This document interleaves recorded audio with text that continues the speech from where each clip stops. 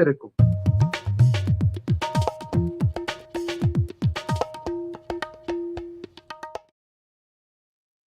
नमस्कार दोस्तों, OCN network में आपका स्वागत है। मैं हूं ओमकार चौधरी।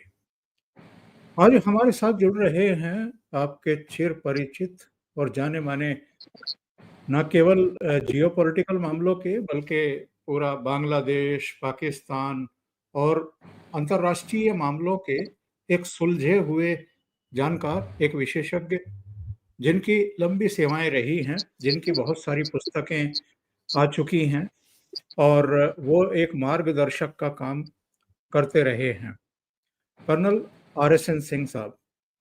तो उनको जोड़ लेते हैं और जोड़ करके फिर कार्यक्रम को आगे बढ़ाते हैं। सिंह साहब, बहुत स्वागत है। नमस्कार। नमस्कार सर, नमस्कार।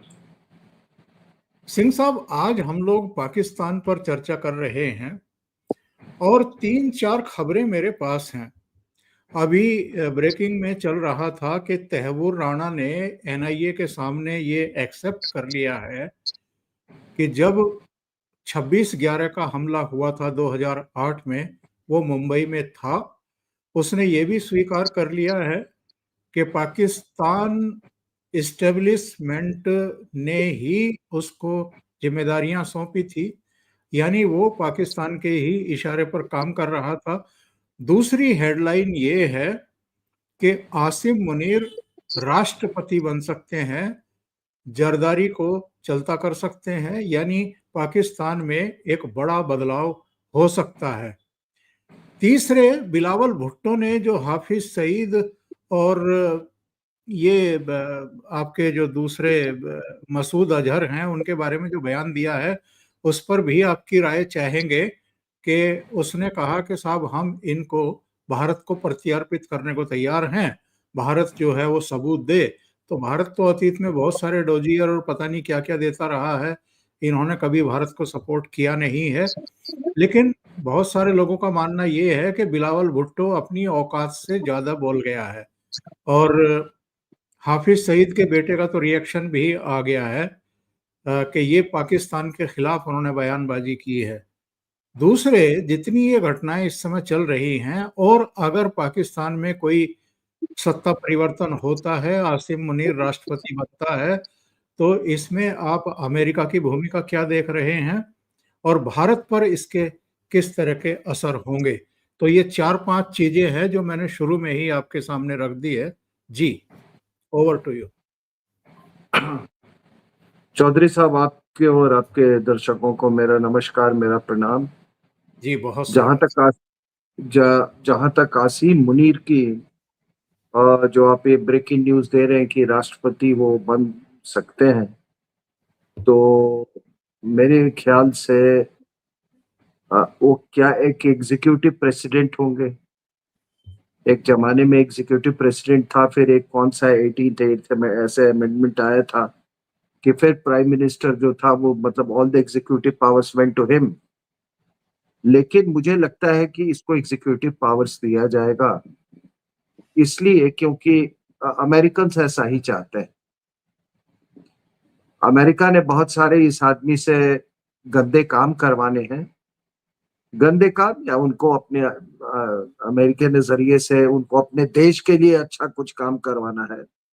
जैसे कि मिनरल रिसोर्सेस वहाँ के जो है क्रिटिकल मिनरल्स, जैसे कॉपर हुआ ये, और जो तमाम बलूचिस्तान के इलाके में जो माइंस हैं उसको ये करने के लिए ऑलरेडी ट्रम्प ने अपने जो वो फेमस लंच जो है उसमें ये सारा डील करा। उसके पहले से बातचीत चल रही है। अप्रैल के महीने में जब ये काफी टेंशन बिल्ड हो रहे थे इंडिया और पाकिस्तान के बीच में, तो सबसे पहले एक एरिक मेयर आए, तो bureau of South Asia and Central Asia Asian affairs के वो हेड है। तो उन्होंने, उनका सिंगल पॉइंट एजेंडा था minerals, critical minerals and rare earth. फिर उसके बाद से कांग्रेशनल डेलीगेशन आई, उसका भी यही एजेंडा था। फिर मार्को रूबियो ने बात की इशाक डार से इसके बारे में, और फिर आपने देखा कि ये जो लंच हुआ इसके साथ, ट्रंप के साथ, तो ये कहते हैं ना चौधरी साहब, there no free lunches in diplomacy. बिल्कुल। ठीक है ना? तो ये लंच तो खिलाया और क्या क्या उससे लिया। अ, अ, कई सारे मतलब रिपोर्ट्स ट्रिकल करके आ रहे हैं धीरे धीरे, लेकिन मिनरल एक बहुत बड़ा, मतलब वो प्लेट में, वो एक मेन्यू में एक बहुत बड़ा वो एक आइटम था जो मिनरल से। और वो यहाँ पे तमाम जगहों पे भाषण भी दे रहे थे। मुनीर जो है वो ट्रम्प के मिलने से पहले कि हमारे पास कितना ट्रिलियन डॉलर का हमारे पास मिनरल्स है, क्रिटिकल मिनरल्स, ये क्यों यूक्रेन के पीछे भाग रहे हैं जो हमें अमेरिकन्स जो है, ये सब बातें वो कर रहा था। जी, जी। और आप देखिए कि इस आदमी को कैसे, एक ठुका हुआ आदमी बंकर में एक कायरों की तरह छिपा हुआ था जिसका कोई रोल नहीं था, इस minimal role I would say पूरे ये इंडिया पाकिस्तान एंगेजमेंट के समय जब हमने ऑपरेशन सिंदूर किया था। फिर भी ये व्यक्ति, आप देखो किस तरह से इसको जबरदस्ती हीरो बनाया गया है, और हीरो बना के मिलिट्री उसको प्रॉप अप नहीं कर रही है जितना अमेरिका और ब्रिटेन कर रहा है इसको। और अभी ये वहां गया था नेवल नेवल एकेडमी में कराची। पासिंग आउट परेड में चीफ गेस्ट था, और वहां उसने ये एक बड़ा सोमबर और सेलिब्रेटरी वो होता है, ओकेजन होता है। आपने प्रशिक्षण पूरा किया है, और बहुत मेहनत के बाद आप फिर अफसर बनते हैं, और एक ऐसा ओकेजन होता है जब आपके पेरेंट्स आते हैं इत्यादि। ये वहां भी इसने ये जिसको कहते हैं अंग्रेजी में सैबर रैटलिंग, उससे ये आदमी बाज नहीं आए। हिंदुओं को निशाना बनाया, हिंदुओं को नहीं पर्टिकुलरली, बट इंडिया बैशिंग तो उसने की। और ऐसे ओकेजन में हम उम्मीद करते हैं कि एक किसी जो रिव्यूइंग ऑफिसर है या जो चीफ गेस्ट होता है उसमें कुछ गहराई हो, कुछ उसमें सोबराइटी हो, कुछ कल्चरल डेप्थ हो। लेकिन एक इसका बाप तो क्लरिक था, बिल्कुल। सरकारी नौकरी करता था और क्लरिक भी था, तो आप उससे क्या मतलब उससे उम्मीद उम्मीद कर सकते हैं। तो उसने अपने फितरत के मुताबिक उसने इंडिया बैशिंग की, और कश्मीर का उसने राग अलापा फिर से कहा कि भारत जो है वो कॉन्फ्लिक्ट रेजोल्यूशन नहीं चाहता है, कॉन्फ्लिक्ट एलिमिनेशन चाहता है। और जो कुछ भी कश्मीर में मतलब हो रहा है, वो सब उसको आप वो एक जेन्युइन स्ट्रगल है, यानी कि वो एक टेररिज्म के लिए वो ग्राउंड मतलब उसको जस्टिफाई कर रहा था उसने। अब क्या है कि एक कोई, जब आप नेवल एकेडमी में जा रहे हैं तो आप तो मैरीटाइम इश्यूज पे बात करोगे ना। बिल्कुल। उसको तो वो चिंता होनी चाहिए थी कि तुम्हारा कराची किस तरीके से ठुकते ठुकते बच गया।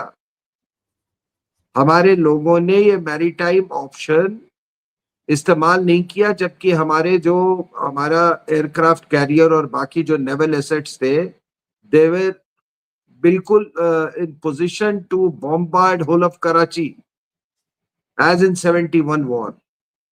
और कराची अगर ध्वस्त हो जाता तो आप समझ जाओ कि उसका क्या मतलब, फिर ये ऐसे ही कोई इनके पास जो एक ही सप्लाई का रास्ता जो है वो बंद हो जाता। तो उसके बारे में इसको चिंता करनी चाहिए कि भाई किस तरह से अरेबियन सी में इंडिया का डोमिनेंस है, बिना कोई रोक टोक के वहां बिल्कुल कश्मीर के ये कराची के विसिनिटी में ये पहुंच गए हमारे लोग। हाँ? हमारे जो नेवल फोर्सेस थे, तो उसके बारे में इसको चिंता करनी चाहिए ना। तो ये बार बार चौधरी साहब ये कहता है कि कश्मीर हमारा जगलर बेन है, कश्मीर हमारा जगलर बेन है। अरे भाई साहब, कश्मीर आपका जगलर वेन नहीं है, आपका जगलर वेन जो है वो कराची है। बिल्कुल। अगर कराची को ध्वस्त कर दिया जाए तो पाकिस्तान ऐसे ही भूखा है, और वो उसके बाद उसके क्या हालात होंगे ये इसको पता चल जाएगा। तो इसको मैं आपके चैनल के थ्रू पाकिस्तान वासियों को भी, ये पाकिस्तानियों को कहना चाहता हूं कि इसको थोड़ा सुधारो। अगर सुधार सबके आपके अगर वो हक में है तो आप इस व्यक्ति को सुधारो और अपने लोगों की मानसिकता बदलिए कि कश्मीर करते करते कहीं कराची न लुट जाए। तो ये मैं कहना चाहता था कि देखिए ये वहां पे गया, ये फील्ड मार्शल रैंक में पहली बार शायद कोई पासिंग आउट परेड अपने कंट्री में अटेंड किया। तो नेवी वाले भी सोच रहे होंगे यार कि ये आदमी किस लिए फील्ड मार्शल बना, इसका तो रोल मिनिमल है,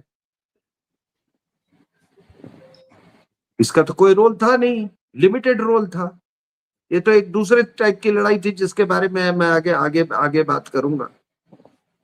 तो अभी है क्या कि फील्ड मार्शल इसको इसलिए बनाया अमेरिकन ने और जो पावर्स जो इसके पीछे, क्योंकि देखिए Pakistan army is not an instrument of war. Pakistan army is an instrument of governance, the ultimate instrument of governance. वो सब ठीक है, वो सब इलेक्शन वगैरह पीपीपी और वो तहरीक इंसाफ और ये पीएमएलएन, ये सब पार्टियां होती रहती हैं, लेकिन एक्चुअली क्या है कि इसको अमेरिकन ने इसको एक तरह से अपना एक स्ट्रैटेजिक एसेट के रूप में देखा है पाकिस्तान आर्मी को। तो उनका वॉरफेयर से वो सबसे अब कोई कभी उतना वास्ता नहीं रहा है। उनको है भैया they are a instrument of governance, जो कहते हैं कि देखिए इन्होंने पावर नहीं ये किया है। वो कहते हैं ना कि every country has a state, every state has a military, but in Pakistan the military has a state. ये जो अरेंजमेंट है, this has been ensured by the western powers, particularly the United States of America, backed by the United Kingdom. तो इस चीज को लोगों को समझने की समझ, तो ये उनके इंस्ट्रूमेंट्स हैं, जियोपॉलिटिकल इंस्ट्रूमेंट्स हैं। और जो आपका पाकिस्तान आर्मी जो है उसका जियोपॉलिटिकल स्ट्रेटेजिक इंस्ट्रूमेंट है जिहादी। तो ये this is the equation. American के instrument, strategic instrument Pakistan army, और पाकिस्तान आर्मी का जो स्ट्रेटेजिक इंस्ट्रूमेंट है वो है आपका ये जो जिहादी तंजीम है। तो नेचुरली जब आप बीच में हो पाकिस्तान आर्मी, तो आप चीजें ऊपर भी मैनिपुलेट कर सकते हो, नीचे भी मैनिपुलेट कर सकते हो। और ऊपर में जो बैठा हुआ है, इस लिंक में जो ऊपर में अमेरिका बैठा हुआ है, कई बार उसको कई चीजें हैं, मतलब वो कहता है कि ठीक है इनको थोड़ा सा अपना लीवे दे दो, हमारा अपना काम निकालना है। सो ये अरेंजमेंट ये लोगों को ये समझ में आनी चाहिए कि Pakistan army is not an instrument of war, it is an instrument of governance, it is a political proxy of the United States of America and United Kingdom. दूसरी क्या है कि ये देखिए अब डर का हम डर कह रहे हैं, that's not the correct word. ये हमें इसमें खतरा क्या है? खतरा क्या है कि ये आदमी अभी भी एंटी हिंदू रेहेटरिक अपना नहीं छोड़ रहा है, और इसका जो वो अपना जो संस्कृति और सिविलाइजेशन और उस पे जो बकवास की थी और एंटी हिंदू जो उसने अपना पूरा जो हिंदू बैशिंग किया था, उसी के कारण वो एक तरह का मैसेजिंग था, स्ट्रेटेजिक मैसेजिंग फॉर या जियो पॉलिटिकल मैसेजिंग फॉर ये आपके पहलगांव। तो अगर ये इसकी माइंडसेट है जो कि बार बार मतलब उसमें कोई बदलाव नहीं देखा गया है even after he has become field marshal, तो ये सर ये तो बहुत लंबे समय तक फील्ड मार्शल रहे। बिल्कुल। और आप कह रहे हैं कि हो सकता है ये प्रेसिडेंट भी बन जाए, और बिल्कुल ये बहुत मुमकिन है। तो क्या जब ये आदमी पाकिस्तान के हेल्म पे इतने साल रहेगा तो पाकिस्तान का डायरेक्शन कौन सा होगा, ये हमको सोचने वाली बात है। क्या पाकिस्तान में कोई इसके इसके रहते हुए तो Pakistan will will further go down south, वो एक एक्सप्रेशन है वो कि यानी कि और नीचे की तरफ वो गिरता चला जाएगा। तो ये एक आदमी जिसका कोई रिटायरमेंट का ये नहीं है, कह रहे हैं कि प्रेसिडेंट बनने वाला है, तो ये नेशन बिल्डिंग तो यही करेगा ना सर। अगर पाकिस्तान पहले नेशन ही है, नेशन बिल्डिंग ही नैरेटिव बिल्डिंग, तो सर नेशन तो वो कभी बन ही नहीं पाया। हाँ, जी हाँ। तो ये अब मान लीजिए कि अगर ये आदमी प्रेसिडेंट बन जाता है तो ऐसे भी ये पॉलिटिकल पार्टीज और पॉलिटिकल क्लास का क्या होगा सर वहां पे? आज भी उनका कोई कुछ अस्तित्व नहीं। तो एक तरह से ट्रंप ने क्या किया, ट्रंप ने एक साइलेंट कू किया सर। साइलेंट कू केवल मतलब रेजिम चेंज नहीं, उसने इनको बता दिया कि he is the man who matters, it is the Pakistan army which matters. और उसने ये बता दिया कि पाकिस्तान स्टेट नाम की कोई चीज नहीं। पाकिस्तान स्टेट का मुखिया जो है यूनाइटेड स्टेट्स ऑफ अमेरिका है। तो ट्रंप ने नंगा कर दिया पाकिस्तान को politically, constitutionally, in every way. और दूसरा क्या नंगा कर दिया उसने, उसने ये दिखा दिया कि तुम जितना भी चीन चाइना चाइना कर लो, असली चाबी हमारे पास ही रहेगी। और यहां तक पहुंचने के लिए पहले आसिम मुनीर को ठुकवाया गया है अच्छे से, और फिर बोला होगा कि लोग तो तुमको लिंच कर देंगे, तुम्हारे कपड़े फाड़ देंगे। मेरी बात सुनो, तो ट्रंप ने तो पाकिस्तान को बिल्कुल नंगा कर दिया सर। दूसरी बात है कि अब सोचने वाली बात है कि अब आगे क्या होगा। जी जी मोदी साहब ने तो रेड लाइंस खींच दी हैं सर। ऑपरेशन सिंदूर के बाद उन्होंने नए रेड लाइंस ड्रॉ किए, और उनका ये कहना है कि भाई any act of terrorism will be construed as an act of war. तो सोचने वाली बात है कि क्या पाकिस्तान की जो मिलिट्री इंटेलिजेंस एस्टेब्लिशमेंट है या उसका जो डीप स्टेट है, क्या वो मोदी के इस नए रेड लाइन से डिटर होगा? क्या ये रेड लाइंस ड्रॉ करने के बाद क्या हमला नहीं होगा? और अगला अगला जो टेररिस्ट हमला होता है, जिहादी हमला, वो कहां होगा, कैसा होगा,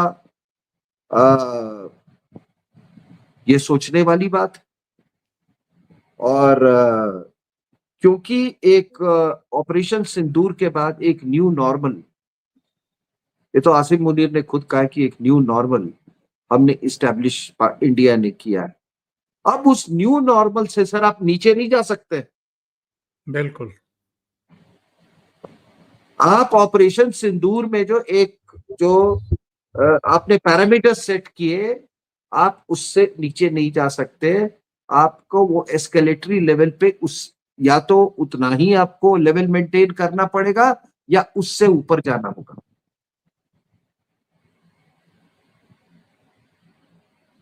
तो अभी क्या है कि और जो कार्रवाई जो हम अगली होगी वो डिवास्टेटिंग होगा, वो अ, बिल्कुल इमीडिएट होगा। तो हमने देखिए ये जितने हमारे पास विकल्प हैं, वो हमारे जो प्लानर्स हैं वो सोच रहे होंगे उसके बारे में, लेकिन मेरा अपना मानना है, मैं पाकिस्तान के विकल्प की बात कर रहा हूँ। जी। ऐसे ऐसे हालात में और इस रेड लाइंस के मद्देनजर वो आपको इस तरह से हमला करवाएंगे आपके ऊपर में कि जहां पर मैक्सिमम डिनाइबिलिटी। तो क्या कर सकते हैं? माओवादियों से आप पर हमला करवाएंगे, खालिस्तानियों से आप पर हमला करवाएंगे, या आपको डिस्टेबलाइज करने की कोशिश करेंगे, बांग्लादेश से करेंगे, नेपाल से करेंगे। अभी खबरें आ रही है कि नेपाल में काफी कुछ वहां पर ये पाकिस्तान की एक्टिविटीज वहां चल रही हैं। ये पॉपुलर फ्रंट ऑफ इंडिया से करवाएंगे, बॉर्डर स्टेट्स में नहीं करवाएंगे, हो सकता है कश्मीर में नहीं करवा के ये कहीं केरला में साउथ में आपके लिए कर ले, क्योंकि ये जो महिला जो आ, जिसको स्पिनाच के लिए पकड़ा गया है, क्या नाम है इसका? देखिए, अरे अभी जो ये महिला पकड़ी गई जो इन्फ्लुएंसर का काम कर रही थी, उसने अच्छा, काफी जो कुछ ये हरियाणा मल्होत्रा मल्होत्रा हरियाणा हरियाणा की जो लड़की पकड़ी गई है। हाँ, मल्होत्रा मल्होत्रा नाम है उसका। तो उसने अभी आया है कि उसने काफी रिकॉनेसेंस उधर भी किया हुआ है साउथ में। तो हो सकता है कोई मैरीटाइम रास्ते से कुछ किया गया हो, मतलब प्लान किया जा रहा हो आपके सदर्न स्टेट्स में। और लेकिन इस तरीके से किया जाएगा कि इसमें बिल्कुल मैक्सिमम डिनाइबिलिटी हो, और इसके लिए हमको तैयार तैयार होना होगा। तो ये देखिए क्या है कि ऑपरेशन सिंदूर की जो हमारी उपलब्धियां रही हैं, जो हमारी खामियां रही हैं, उसका अध्ययन, उसका विश्लेषण हो रहा होगा। मैं बिल्कुल ये यकीन करता हूं कि जरूर हो रहा होगा, लेकिन उसका वो बहुत जरूरी है ताकि जो हमारी खामियां हैं उसको दूर की जा सके। और आगे जो हम कार्रवाई करेंगे इससे बढ़ चढ़ के मतलब I am not talking so in in in terms of quantity, लेकिन और प्रिसाइज। तो ये चिंतन हो रही होगी मेरे ख्याल से। और दूसरा कि हमने ऐसा नहीं है, हमने कारगिल के टाइम पे भी जैसे ही कारगिल युद्ध खत्म हुआ तो उसके 3 दिन के अंदर में कारगिल कारगिल रिव्यू कमेटी जो है वो सेटअप हो गई थी। और आपके दर्शकों को ये बता दें कि देखिए कैसे वॉरफेयर का क्या, कितने रंग, कितने अंदाज इसके होते हैं, कितने कैसे तरीके बदलते रहते हैं, किस तरह से रेवोल्यूशन इन मिलिट्री अफेयर्स आता है। अ, अगर आप कारगिल से कंपेयर करें इसको, तो कारगिल मैं मानता हूं चौधरी साहब की in the annuls of military history, और बड़े जिम्मेदारी के साथ ये कह सकता हूं, इससे ज्यादा दुस्साहस वाली युद्ध पहाड़ों में उन ऊंचाइयों में मैं असॉल्ट की बात कर रहा हूं जहां पर आपके अप्रोचेस पर जितने अप्रोचेस थे वो सारे विकल्प आपके पास नहीं खुले हुए थे, और वहां पर हमने उसमें जीत हासिल की थी। हमारे यंग ऑफिसर्स ने उतनी ऊंची ऊंचाइयों पर उन्होंने शेयर ग्रिट और डिटर्मिनेशन से आप भारत का झंडा वहां पे दोबारा मतलब उसको रिक्लेम किया था। लेकिन ये तो मैंने कह दिया, mountain warfare, tenacity, great determination, courage, you name a thing. लेकिन उसमें कमी क्या थी सर? कारगिल में कमी ये थी कि आपके पास अपना जीपीएस नहीं था, आपके पास वो कई टेक्निकल साधन नहीं थे, और हम जीपीएस के लिए अमेरिकन पे डिपेंडेंट थे। अमेरिका ने उस खास मौके पर हमको जीपीएस देने से मना कर दिया था। जो जीपीएस की जो सुविधाएं हैं, बिल्कुल। तो अब कभी कभी तो ये लगता है कि क्या ये बीच बीच में ये फिक्स्ड मैच खेलते हैं अमेरिकन पाकिस्तान मिलिट्री के साथ मिलकर, क्योंकि उनका कुछ जियोपॉलिटिकल जो उनका एजेंडा होता है रीजन में, वो अलग होता है। तो ये तमाम ये सोचने वाली बातें हैं। लेकिन इतना मैं आपको बता दूं कि कारगिल युद्ध टेक्नोलॉजी डिनायल के लिए जाना जाएगा, जहां तक टेक्नोलॉजी का कमाल है, सवाल है। और किस तरीके से हमारे जो इकोनॉमिक और स्ट्रेटेजिक वल्नरेबिलिटीज जो है उसको एक्सप्लॉइट किया गया उस समय कारगिल में, और न्यूक्लियर वल्नरेबिलिटीज। अरे इस युद्ध खत्म करो, जो the two states nuclear war, flash point, ये सब न्यूक्लियर का वो झांसा देके इस तरीके से अभी तक जो यहाँ पर जो एजेंडा चल रहा था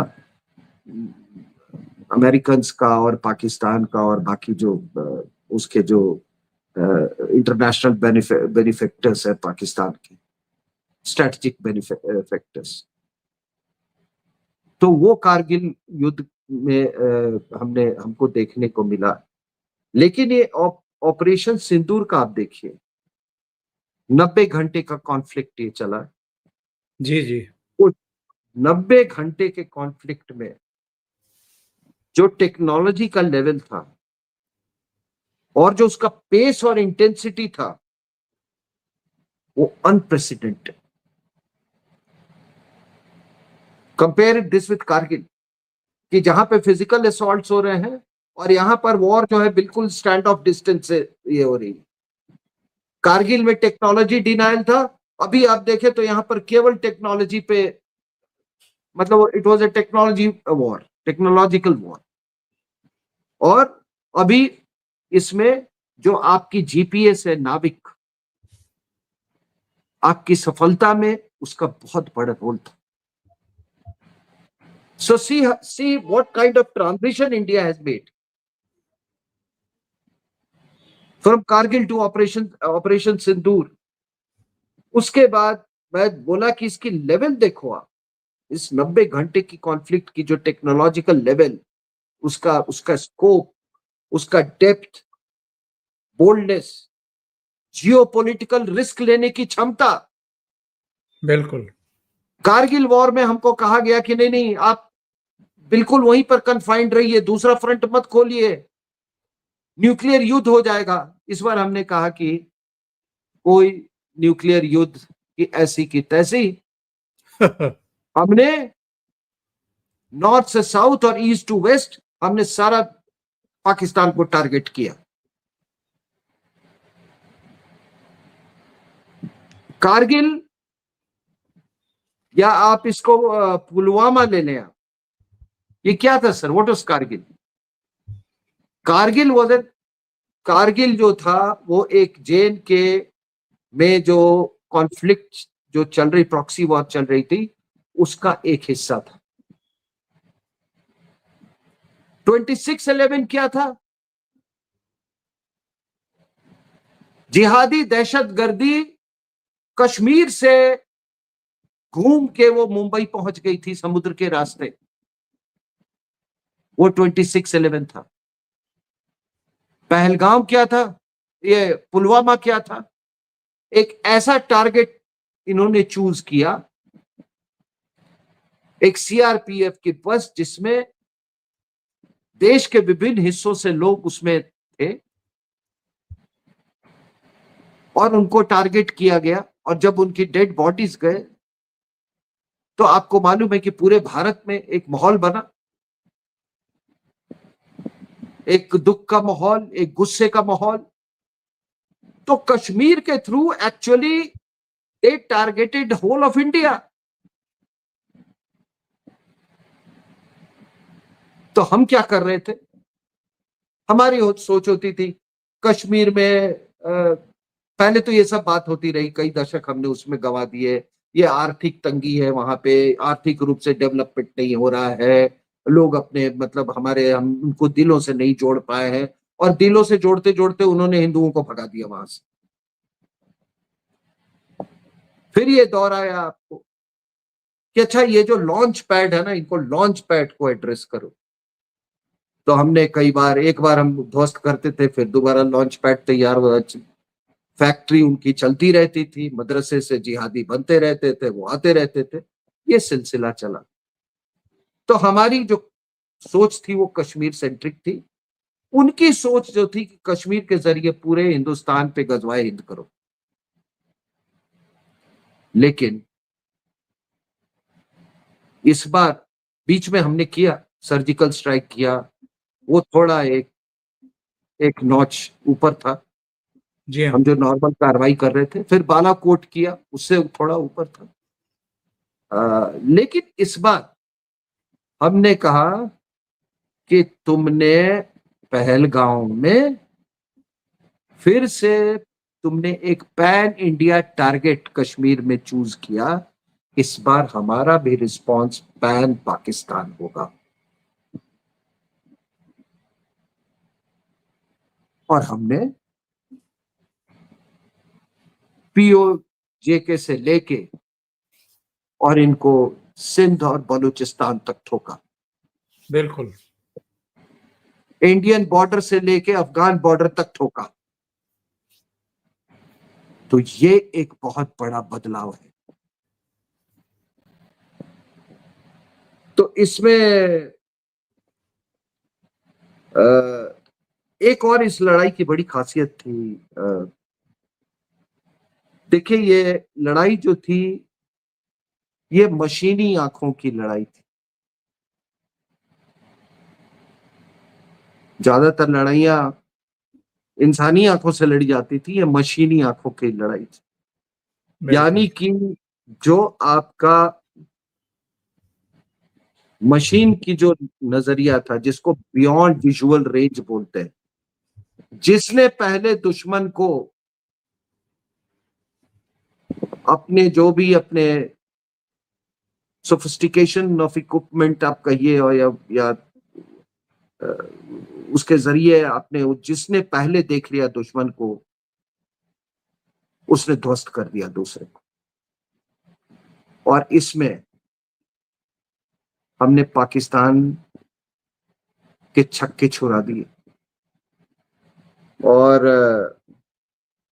दो चीजें थी, एक तो बियॉन्ड विजुअल रेंज, और दूसरा ये आपका एडवांस एयरबॉर्न रडार्स जो थे।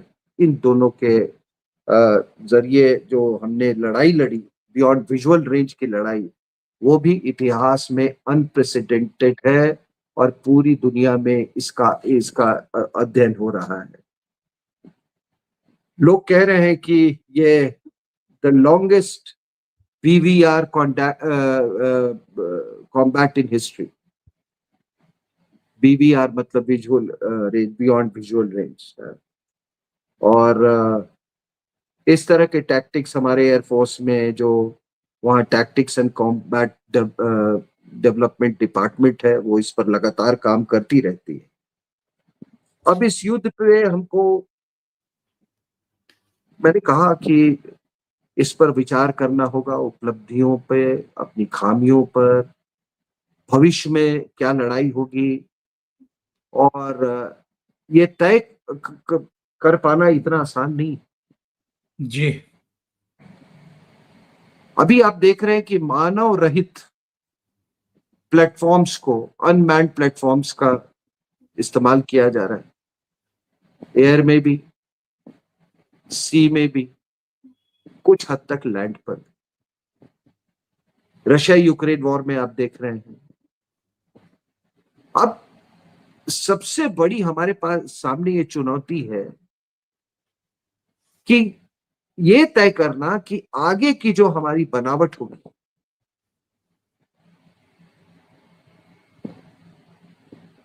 जो हमारा वॉर फिलॉसफी होगा या हमारा जो ऑर्गेनाइजेशनल स्ट्रक्चर होगा, उसमें मैन और अनमैन्ड का क्या सही रेशियो होगा।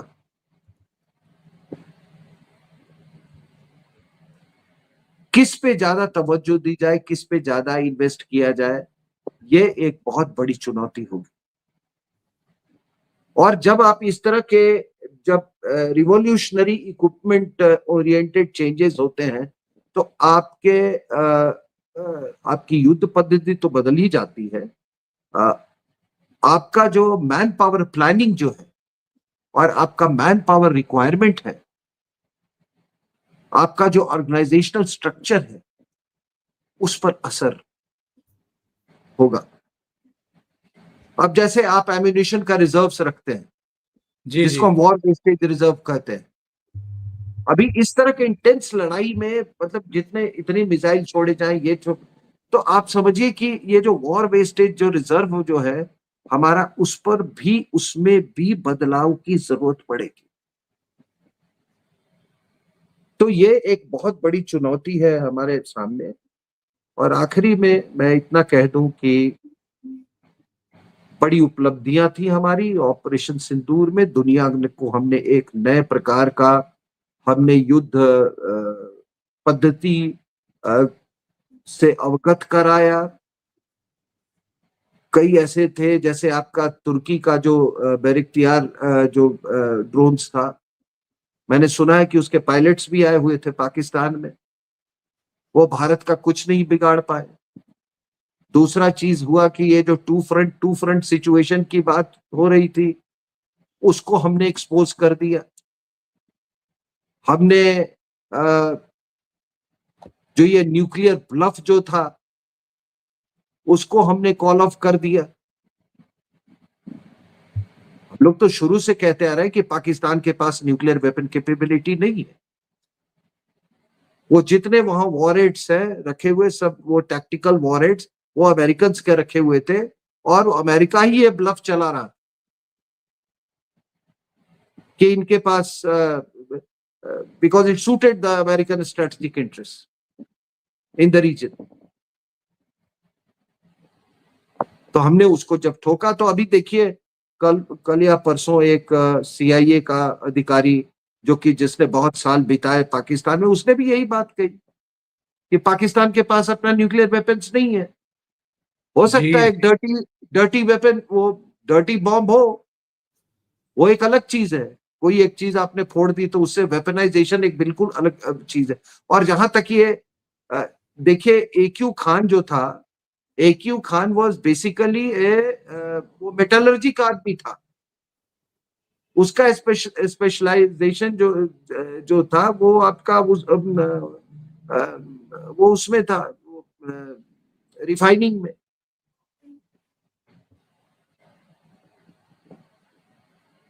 तो ये हमारी काफी इसमें उपलब्धियां रही हैं at strategic level, geopolitical level, tactical level, लेकिन इस पर विचार करने की और भी आवश्यकता है। और जो असेसमेंट और एनालिसिस तो लगातार चलना चाहिए। और अभी जैसे ये कह रहे कि इन्होंने मुनीर को ये भी बोला कि भाई देखो, तुम किसी तरह का असिस्टेंस नहीं पहुंचाओगे। AQ खान ने भी इनको भी सेंट्रीफ्यूग का वो दिया था, ईरान को भी। और पाकिस्तान आर्मी की जानकारी से नॉर्थ कोरिया को भी दिया। नॉर्थ कोरिया को भी बताते हैं जी। तो ये सारा का सारा कुछ एक ऑपरेशन सिंदूर ने कितने कितने रहस्य जो थे और कितने जो जो चीजें कंसील्ड थी उस पे से पर्दा उठाया है इन्होंने। सिंह तो साहब। आखिरी में सर मैं हाँ, जी, जी। देखिए सब अच्छा था। अ, देखिए एक थोड़ी हमको अगर कमी मुझे महसूस हुई है पूरे 90 दिन के उसमें एंगेजमेंट में, तो वो थी हमारी स्ट्रैटेजिक कम्युनिकेशंस की। Strategic communications, foreign secretary, arm forces के रिप्रेजेंटेटिव्स, ठीक है वो अपनी जगह पर ही है, लेकिन स्ट्रैटेजिक कम्युनिकेशंस का एक बहुत बड़ा हिस्सा है पॉलिटिकल कम्युनिकेशंस। और पॉलिटिकल कम्युनिकेशन का सबसे अहम हिस्सा है वो है जो आपके ऑपोजिशन जो पार्टीज हैं वो किस तरह से कम्युनिकेट करती हैं। बहुत लोगों ने बहुत जिम्मेदारी से काम किया। एक मल्टी पार्टी डेलीगेशन भी गई। बहुत अच्छा उनका पोस्चरिंग रहा। जिस मिशन से उसको भेजा गया था वो मिशन प्लस अचीव करके आए। लेकिन एक बहुत बड़ा वर्ग था जो कि परफंक्ट्री वे में, ये तो जैसे एक नॉर्मल तरीके मुझे अपने सेना पर गर्व है ये वो, लेकिन उसके बाद जो वो सवाल ठोक रहे थे उससे बिल्कुल। देश का भला नहीं होता। उससे देश का भला नहीं हो और ऐसे लोगों को हम देशद्रोही मानते हैं। मैं ये जानना चाह रहा था, आपने अभी एक बहुत महत्वपूर्ण बात कही कि कई बार हमें लगता है कि एक नेक्सस है और कुछ-कुछ हरकतें ऐसी चलती रहती हैं वेस्टर्न से, ख़ास तौर से अमेरिका की तरफ से। अभी जैसे इनके F-35, एक को तो हमने डिटेक्ट करने के बाद तिरुवनंतपुरम में उतरने के लिए बाध्य कर दिया कि भई तू नीचे आ जा, तेरे से बात करनी पड़ेगी। और एक आंध्र प्रदेश के कोस्टल एरिया के ऊपर से यू टर्न लेकर के भाग गया जब उसके पायलट को बताया गया कि हमारी मिसाइलें तैयार हैं, तो यहाँ कर क्या रहा है, घूम कैसे रहा है। तो ये जो 2 घटनाएँ घटी हैं, क्या हम ये माने कि कुछ-कुछ चल रहा है अमेरिका के स्तर पर या ब्रिटेन के स्तर पर? क्योंकि जो केरल में उतारा है वो तो ब्रिटिश एयर फोर्स का, रॉयल आर्मी का जहाज है। मैं मेरा ये मानना है, हो सकता है बहुत लोग इससे इत्तेफाक न रखें जो मैं बोल रहा हूं, कि ये ब्रिटेन में जो स्टारमर जो प्राइम मिनिस्टर है, he sees Trump as not as an adversary but an enemy. Okay. और उसको ये वो लेफ्टिस्ट आदमी है। अ, उसकी सोच बहुत ही अलग है। और एक बार इसको काफी इसकी बेइज्जती भी की थी। इससे बोला था कि तुम क्या अकेले यूक्रेन में जीत सकते हो क्या? ये बात पूछी थी उसने। ये उस मत का आदमी है कि ये यूक्रेन को सारी और साजो सामान युद्ध के दिए जाएं और लगातार देते रहे। ट्रंप का है कि भैया अब देना बंद करो, अब ये युद्ध समाप्त करो। स्टारमर जो है वो पुतिन का पुतिन को अपना दुश्मन मानता है। ट्रंप उसको दुश्मन नहीं मानता है। डेमोक्रेट्स भी पुतिन को अपना दुश्मन मानते हैं। उसको मरवाने की भी बहुत कोशिश की गई थी। डेमोक्रेट्स का चाइना की तरफ सॉफ्ट एटीट्यूड है, सॉफ्ट पोस्चरिंग रहा है और टोटली एंटी रशिया रहा है। ट्रंप का और रिपब्लिकन्स का बिल्कुल उल्टा है। Trump is soft towards Russia and takes a very hard posturing as far as China is concerned. तो इसमें हुआ क्या है सर कि F-35 यहीं पर कंट्रोवर्सी में नहीं है। पोर्चुगल ने मना कर दिया लेने से, कनाडा जो है वो उस पर फिर से रीथिंकिंग कर रहा है, कोई 8 F-35 खरीदने थे उसको। ऑस्ट्रेलिया का जो प्राइम मिनिस्टर है वो भी कुछ कह रहा था कि यार इसका स्पेयर पार्ट्स नहीं मिलता, कई हम लोग और कई हम ऊपर हमारे ऊपर मतलब स्टिपुलेशंस होते हैं, प्रतिबंध होता है। तो ये 3-4 जगह से ये हुआ। अब हुआ क्या है सर जी, अभी हेग में नाटो कंट्रीज की मीटिंग हुई, 23 नाटो कंट्रीज की, और उन्होंने तय किया कि हम अपना डिफेंस स्पेंडिंग 2% से 5% ऑफ जीडीपी हम बढ़ाएंगे। तो ट्रंप ने तो पहले से इनको कह रहा था कि भैया अपनी जिम्मेदारी खुद लो, तुम, हम नहीं कर सकते हैं, तो अब उन्होंने कर दिया है। तो 2 से 5% जब बहुत बड़ा होता है सर, जी, जी, और जी, उसमें 1.5 से 2%, उस 5% में 1.5 से 2% जो है वो डिफेंस इंफ्रास्ट्रक्चर पे और डिफेंस प्रोडक्शन पे वो खर्च करने जा रहे हैं। तो अगर वो जो कह रहे हैं कि हमारा F-35 खरीदो, तो मान लो ये अपना अगर जैसे यूरोपियन कंट्रीज अपने पार्टनरशिप में जैसे यूरोफाइटर था, ये अगर, तो इसका क्या होगा बिल्कुल, बिल्कुल। फिर ये अपना हथियार सामान कहां बेचेंगे सर? और इसका उदाहरण है, आपको मैं बता देता हूं, फ्रांस और जर्मनी ने मिलकर एयरबस बनाया सर, और उन्होंने बोइंग को चैलेंज किया। तो हो सकता है कि ये जो आप देख रहे हैं ना, ये जो हमारा बोइंग का क्रैश हुआ है, और लगातार कहीं ना कहीं कुछ घटनाएं होती जा रही हैं सभी जगह पे, तरह तरह की घटनाएं बोइंग को लेके, जो एयर इंडिया की फ्लीट में जो है उसको लेके। बिल्कुल, बिल्कुल। तो इसमें हो सकता है ये भी एंगल हो।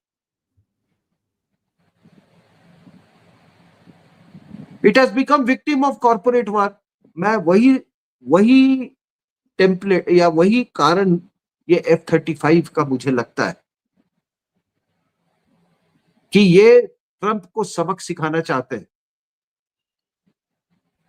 खत्म हो गया जिस दिन ये यहां पर तिरुवनंतपुरम में लैंड किया, और ये तब जब हुआ, आप देखिए मार्केट खत्म हो गई F-35 की, इट्स गॉन, फिनिश्ड। और और करीब करीब जो है 18-20 दिन खड़ा रहा और पूरा कोई इसको तमाशा। बड़ी बात क्या थी, वो जाता अपना एक पहले भी अपना वो भेज सकता था। अब अंदर की कहानी क्या है, लेकिन मुझे ये लगता है कि ये सब ये स्टारमर का या जो ब्रिटिश जो डीप स्टेट है MI5 है, उसका इसमें बहुत कोई एक संदिग्ध रोल है, और ये इसी कारण उसे जो मैं कह रहा हूँ वो किया गया है। बहुत ही महत्वपूर्ण जानकारी आपने दी है RSN सिंह साहब, और कई मुद्दों पर आपने बहुत खुल कर के बात की है। Sir, thank you so much. आप जुड़े, आपने इतना समय निकाला ओशियन नेटवर्क के लिए और महत्वपूर्ण जानकारियां साझा की। Thank you so much. नमस्कार।